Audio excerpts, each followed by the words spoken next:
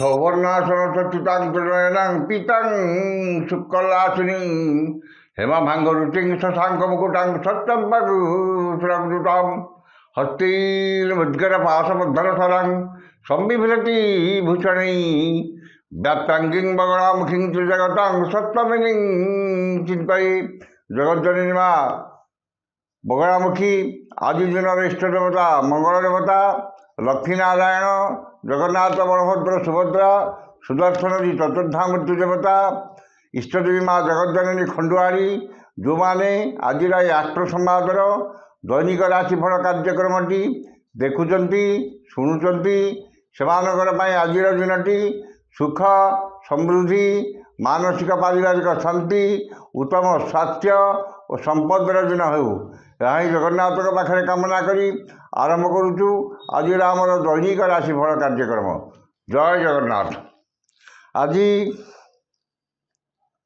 ଜାନୁଆରୀ ମାସ 14 ତାରିଖ 2025 ମସିହା ମକର 1 ଦିନ ମାଘ ମାସ କୃଷ୍ଣପକ୍ଷ ପ୍ରତିପଦା ମଙ୍ଗଳବାର। ପ୍ରତିପଦା ତିଥି ରାତ୍ରି 3ଟା 21 ପର୍ଯ୍ୟନ୍ତ ରହିବ ଏବଂ ଏହାପରେ ଦ୍ୱିତୀୟା ତିଥି ଭୋଗ ହେବ। ଆଜିର ରାଶି ନକ୍ଷତ୍ର ପୁନର୍ବସୁ କର୍କଟ। ପୁନର୍ବସୁ ନକ୍ଷତ୍ର ଦିନ 10ଟା 17 ପର୍ଯ୍ୟନ୍ତ ରହିବ ଏବଂ ଏହାପରେ ପୁଷ୍ୟା ନକ୍ଷତ୍ର ଭୋଗ ହେବ। ଚନ୍ଦ୍ର କର୍କଟ ରାଶିରେ ଅହରାତ୍ର 60 ଦଣ୍ଡ ଅବସ୍ଥାନ କରିବେ।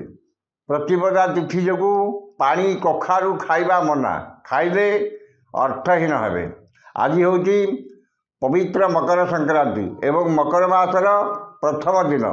ଏହି ମାସରେ ମୁଖ୍ୟତଃ ମଙ୍ଗଳ ଓ ଶନି ଅତ୍ୟଧିକ ବଳବାନ, ତେଣୁକରି ମଙ୍ଗଳଙ୍କର ଶନିଙ୍କର ବଳ ଅଧିକା ଏବଂ ମଙ୍ଗଳଙ୍କର ଶନିଙ୍କ ହେତୁ ଯେକୌଣସି କର୍ମ କଲେ ଯଥା ଗୃହ ନିର୍ମାଣ, ଗୃହାରମ୍ଭ, ଯାନବାହନ କ୍ରୟ ଏସବୁ ଜିନିଷ କଲେ ଏ ମାସରେ ଅତ୍ୟଧିକ ସମସ୍ତ ରାଶିର ବ୍ୟକ୍ତିମାନେ ଯେଉଁମାନଙ୍କର ତାରାଚନ୍ଦ୍ର ସୂର୍ଯ୍ୟ ଅଛି ଏବଂ ଯେଉଁ ଦିନ ଶୁଭ ଅଛି ସେହି ଦିନ ପ୍ରଥମ ଏହି ମାସରେ ଯେଉଁଟାକି ଆପଣଙ୍କର 14/1 ଠାରୁ 14/2 ପର୍ଯ୍ୟନ୍ତ ମକର ସଂକ୍ରାନ୍ତି ବା ମକର ମାସ ଅବସ୍ଥାନ କରିବେ। ଏ ମାସରେ ଜାଗା, ଭୂମି, ଯାନବାହନ କ୍ରୟ, ଗୃହାରମ୍ଭ, ଭୂମି ପୂଜା ଏ ସମସ୍ତ କର୍ମ କଲେ ଅତ୍ୟଧିକ ଫଳ ପାଇବେ ଏବଂ ଯାନବାହନ କ୍ରୟ କଲେ ମଧ୍ୟ ଅତ୍ୟଧିକ ଶୁଭ ଫଳ ପାଇବେ।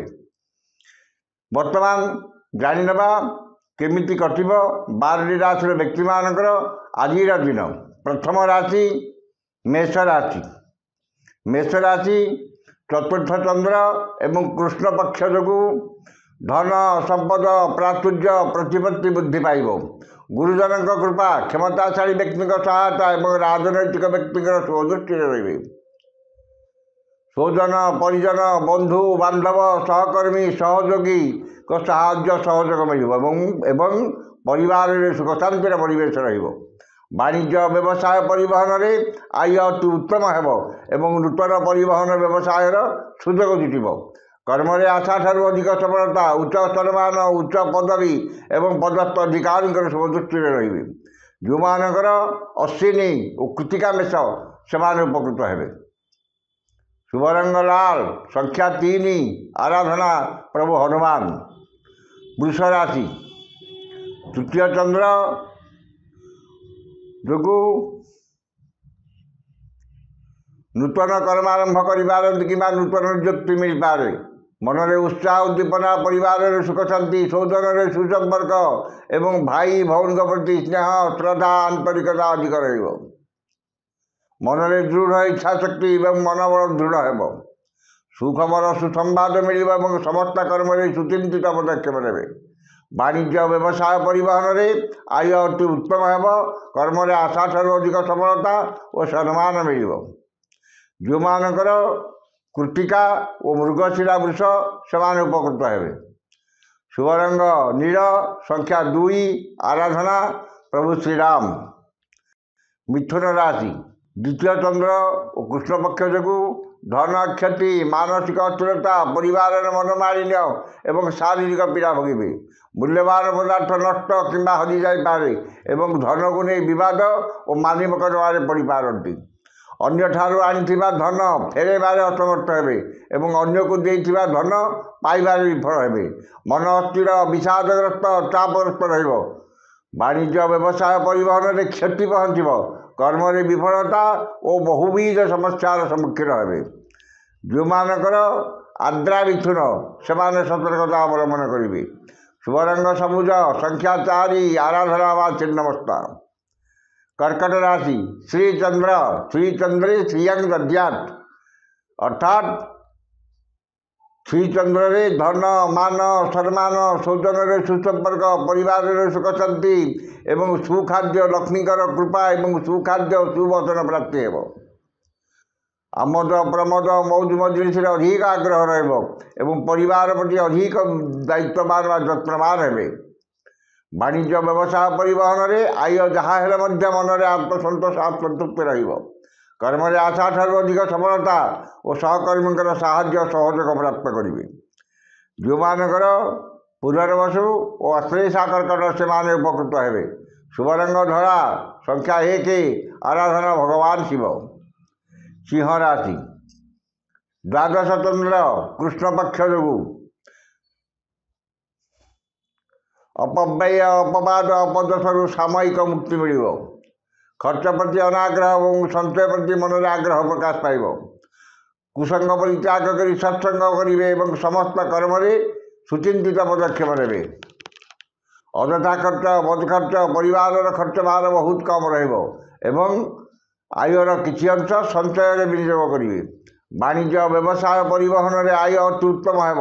କର୍ମରେ ସଫଳତା ଏବଂ ସମସ୍ତ ଅଟକିଥିବା କାମ, ବନ୍ଦ ହୋଇଥିବା କାମ, କଷ୍ଟସାଧ୍ୟ କାମ ଆଦି ଆପଣଙ୍କ ପାଇଁ ସହଜ ହେବ। ଯେଉଁମାନଙ୍କର ମଘା, ଉତ୍ତରା ଫାଲ୍ଗୁନୀ ସିଂହ ସେମାନେ ଉପକୃତ ହେବେ।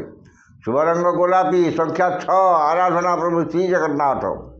କନ୍ୟା ରାଶି ଏକାଦଶ ଚନ୍ଦ୍ର ଏବଂ ସକାଳ 10:16 ପରେ ଶନିଙ୍କ ନକ୍ଷତ୍ର ଭୋଗ ହେଉଥିବାରୁ ସମସ୍ତ ଦୁଃଖ, ରୋଗ, କ୍ଲେଶ ଏବଂ ଆର୍ଥିକ କଷ୍ଟରୁ ସାମୟିକ ମୁକ୍ତି ମିଳିବ।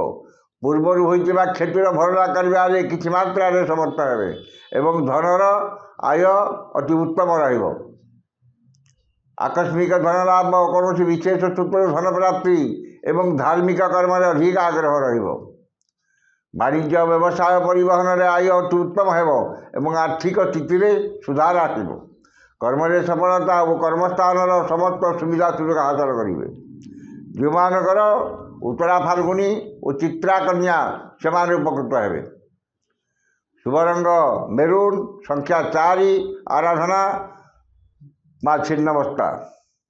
ତୁଳା ରାଶି ଦଶମ ଚନ୍ଦ୍ର ଏବଂ ସକାଳ 10:16 ପରେ ଶନିଙ୍କ ନକ୍ଷତ୍ର ଭୋଗ ହେଉଥିବାରୁ ନୂତନ କର୍ମ ଆରମ୍ଭ କରିପାରନ୍ତି କିମ୍ବା ନୂତନ ନିଯୁକ୍ତିର ଖବର ମିଳିପାରେ।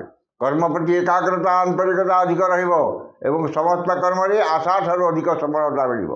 ଭାଗ୍ୟ ଅପେକ୍ଷା କର୍ମରେ ଅଧିକ ଗୁରୁତ୍ୱ ଓ ବିଶ୍ୱାସ ରହିବ ଏବଂ ବ୍ୟବସାୟ ଅପେକ୍ଷା କର୍ମରେ ଅଧିକ ସଫଳତା ମିଳିବ। ଆଜି ଯେକୌଣସି କର୍ମ ଆରମ୍ଭ କରିବେ ବା କର୍ମ କରିବେ ସେଥିରେ 100% ସଫଳତା ପାଇବେ। ବାଣିଜ୍ୟ, ବ୍ୟବସାୟ, ପରିବହନରେ ଆୟ ମଧ୍ୟମ ହେବ। ମନରେ ପ୍ରସନ୍ନତା, ପରିବାରର ସୁଖ ଶାନ୍ତି ଅତୁଟ ରହିବ।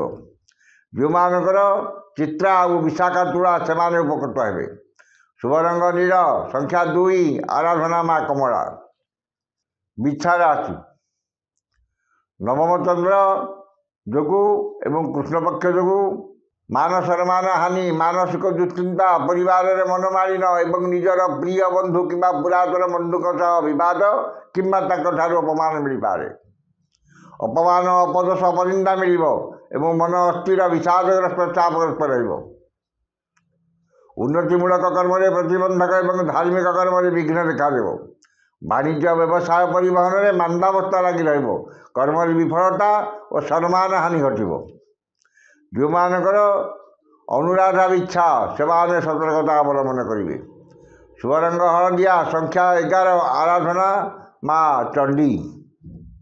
ଧନୁ ରାଶି ଅଷ୍ଟମ ଚନ୍ଦ୍ର ମଙ୍ଗଳବାର ଏବଂ ସଂକ୍ରାନ୍ତି ବା ମକର ସଂକ୍ରାନ୍ତି ଯୋଗୁଁ ବାଦ ବିବାଦ, ସ୍ୱାସ୍ଥ୍ୟ, ଆର୍ଥିକ କାରବାର, ଉଚ୍ଚସ୍ଥାନ ଆରୋହଣ, ଗ୍ୟାସ୍, ଇଲେକ୍ଟ୍ରିକ୍ ଦ୍ରବ୍ୟ ବ୍ୟବହାର ଏବଂ ଯାନବାହନ ଆରୋହଣ କାଳରେ ସତର୍କତା ଅବଲମ୍ବନ କରିବେ।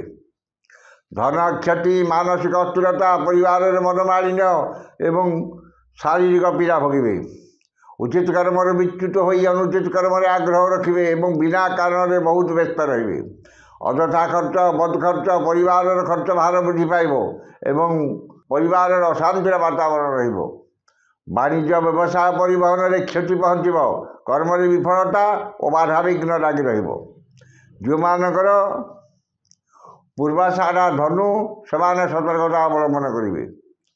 शुभ रंग लाल संख्या 2 आराधना माँ उग्रतारा।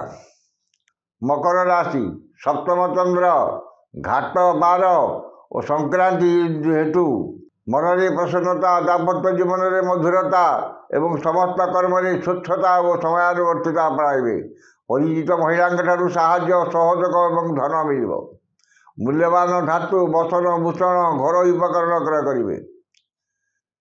वाणिज्य व्यवसाय परिवहन में आय अति उत्तम हेब कर्म सफलता और महिला सहकर्मी साहाय्य सहयोग प्राप्त करेंगे। जो मानकर उत्तराषाढ़ और धनिष्ठा मकर से उपकृत हेबे। शुभ रंग बैगणी संख्या 3 आराधना माँ दुर्गा। कुंभ राशि षष्ठ चंद्र जो मन में प्रसन्नता शरीर में सुस्थता चारिचरण संयमता परिवार में मित्रता समस्त सह बंधुता एवं समस्त कर्म स्वच्छता और समयानुवर्तिता बढ़ाइबे। रोग ऋण दुख शोक क्लेश मानसिक अवसाद सामयिक मुक्ति मिल शत्रु मान मित्रतार हाथ बढ़ाइबे एवं समस्त धार पात्र हेबे। वाणिज्य व्यवसाय परिवहन में आय अति उत्तम हेब कर्म सफलता और कर्मस्थान समस्त बाधा विघ्न और प्रतिबंधक दूर हेब।